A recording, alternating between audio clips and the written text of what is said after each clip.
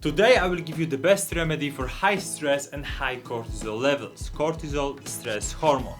So before giving you this recipe, let me just ask you one question. What happens if you don't fix this chronic stress issue? So stress, as you probably know, can contribute to a long-term problems with your heart and also blood vessels. It can actually create a hypertension in your body. Another common symptom is a chest pain and breathing difficulty, and also it can mess up with your sleep, causing insomnia, also different digestive issues like for example IBS, and it can also affect your hormones like for example insulin.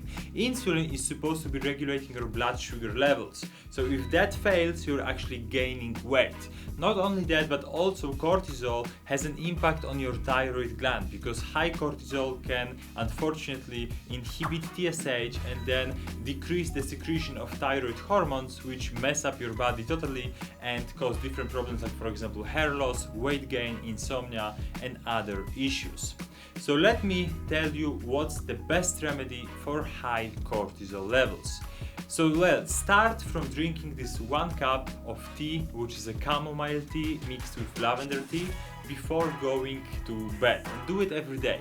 If you want to take it to the next level, make sure to take also our formula, Calm and Sleep formula from h-post.com. This will work for both hypo and hyperthyroidism, but if you really experience a lot of stress, I recommend doing 5-point saliva test and working with functional doctors with very specific herbs at very specific times, because times are also important in that case if the previous strategies failed, to fix this cortisol issue. Another thing for hyperthyroidism only, so this is just for hyperthyroidism, you can also try using lemon balm. You can also do it if you don't have a thyroid issue. So let's say that you don't suffer from thyroid disease or you have hyperthyroidism, you can go with lemon balm tea.